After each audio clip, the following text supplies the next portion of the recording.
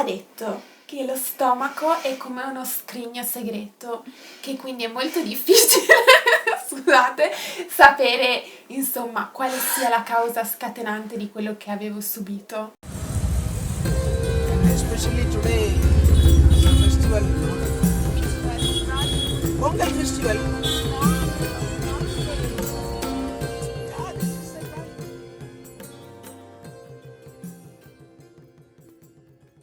L'ultima volta abbiamo parlato dei viaggi in India, quindi dei mezzi di trasporto e dei vostri spostamenti. Oggi parliamo del cibo. Qual è la prima cosa che ti viene in mente pensando al cibo indiano? La prima cosa che mi viene in mente sono le foglie di banano, perché nel sud dell'India si usano le foglie di banano appunto per mangiare come piatto, e poi il fatto di dover mangiare con le mani. A me il fatto di dover mangiare con le mani e soprattutto il fatto di usare il pane come una sorta di posata per fare la scarpetta quasi, anche se nel sud dell'India il cibo non è accompagnato con il pane e quindi mangi tutto, persino gli chicchi di riso, con le mani.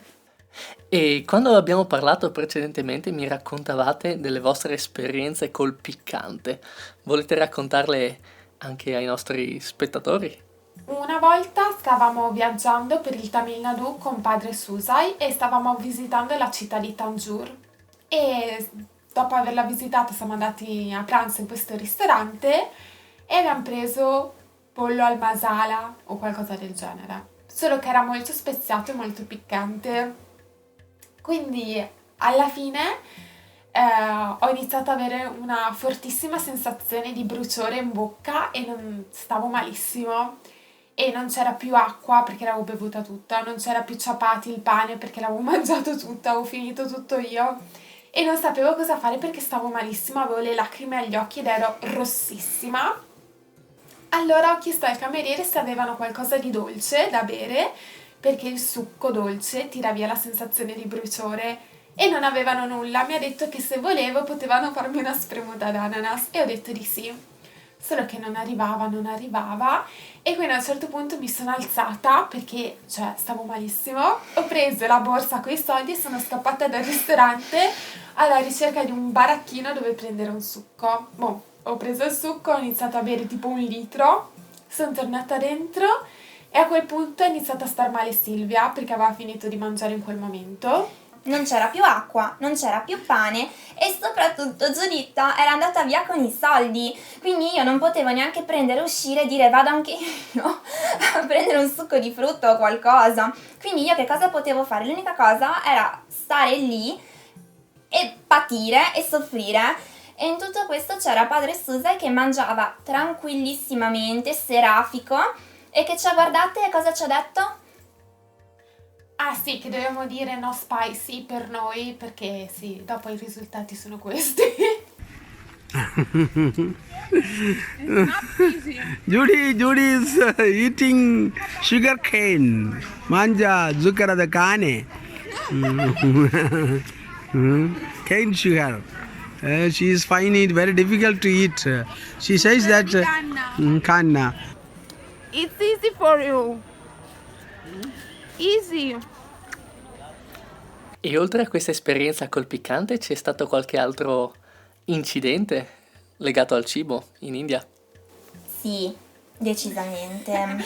Allora, eravamo in Rajasthan, io, Silvia e mia sorella Angelica, e da Udaipur stavamo andando a Jodhpur e insomma avevamo fame e il nostro driver fa che se volevamo c'era tipo un ristorante per camionisti lungo la strada molto buono, e io ho detto che per me non c'erano problemi, si poteva benissimo mangiare lì. Ragazzi, il pranzo migliore della mia vita, era davvero buonissimo. Vero, era buono. Era molto buono, solo che poi la sera io non stavo tanto bene. Solo che lei giustamente che cosa ha detto? Non me la sento di mangiare cibo indiano e quindi cosa faccio quando mi sento un po' male? Mangio una pizza, no? Ovviamente, ordino una pizza cucinata in India. Perfetto. E non volevo mangiare piccante, quindi ho mangiato sta pizza margherita indiana. Malissimo. Eravamo nella camera dell'hotel e io inizio a star male. Silvia intanto dormiva lì. E io ero nel letto con mia sorella che dicevo: Angelica, sto male, sto male. E lei mi diceva: stai zitta e dormi. E niente, a un certo punto inizio ad andare in bagno una volta, 2 volte, 3 volte. E cioè stavo davvero malissimo. E avevo fatto l'assicurazione sanitaria. Quindi ho chiamato mia mamma in Italia e le ho detto: mamma, sto male, non so cosa fare. E lei mi fa: sì, boh, io sono in Italia, non ti posso aiutare. Le ho detto: chiama tu il numero verde dell'assicurazione sanitaria, spieghi quello che sta succedendo, fatti dare il numero di un ospedale qui a Jodhpur. E intanto io continuavo ad andare in bagno, stavo malissimo.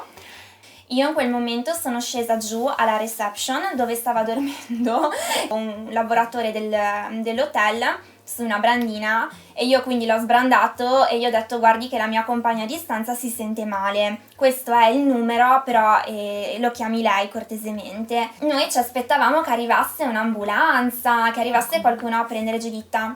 È arrivato un tuk-tuk alle 3 di notte. Il tuk-tuk è una sorta di piccolo risciò motorizzato col motore ed è praticamente un mezzo di trasporto tipicamente indiano. Puoi andare ovunque con un tuk-tuk, solo che ovviamente sì, non è il mezzo più comodo del mondo. Soprattutto se una persona sta male, rischia di vomitarti addosso e sono le 3 di notte. Quindi noi 3 siamo salite su questo benedetto tuk-tuk nel freddo e nel gelo della notte con Giuditta che stava male e siamo arrivate all'ospedale. All'ospedale hanno messo Giuditta su una brandina, le hanno fatto un po' una visita di controllo generale e poi dopo hanno iniziato a parlare appunto di farla restare lì. E io ho detto: sì, no, per favore ricoveratemi che sto malissimo, fatemi ricoverare. Ci tengo a sottolineare il fatto che non appena lei ha avuto la possibilità di stare distesa e addormentarsi, lei dormiva candidamente come un angioletto in questa Mi brandina. hanno fatto delle punture.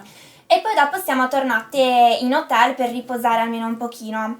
Quando noi siamo ritornate poi in ospedale è arrivato questo benedetto medico che ha fatto una diagnosi, sì, insomma, molto approfondita. Ha detto che lo stomaco è come uno scrigno segreto, che quindi è molto difficile, scusate, sapere insomma quale sia la causa scatenante di quello che avevo subito.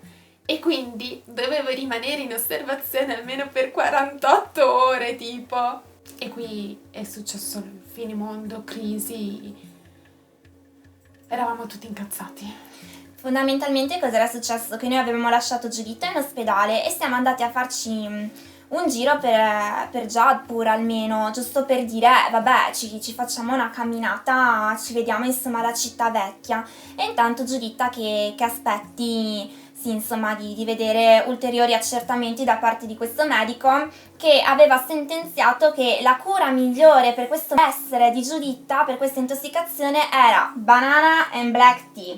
Questa era la medicina che, come le nonne, insomma. Che io non ho ricevuto, cioè io sono stata tante ore in ospedale ma nessuna banana e nessun black tea. Insomma, noi rientriamo in ospedale per dire: boh, Giuditta, andiamo, che sì, dobbiamo andare. E Giuditta fa: ragazze, oh mio Dio, c'è un problema. Non vogliono lasciarmi andare. Come non vogliono lasciarti andare? No, dicono che praticamente che sto male, che ho bisogno di ulteriori osservazioni. Di qui, insomma, vi riassumiamo che alla fine, dopo però parecchie ore, siamo riuscite ad uscire dall'ospedale e con ore di ritardo, ovviamente, però siamo riuscite a raggiungere Jalsaimer. E proseguire il viaggio. Esatto. Grazie, e con questo concludiamo il terzo episodio dell'intervista sull'India con Giuditta e Silvia e ci vediamo con il prossimo. Ciao! Ciao, grazie!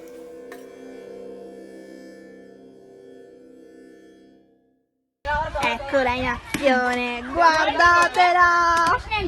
È bravissima! Altro che università, laurea, master.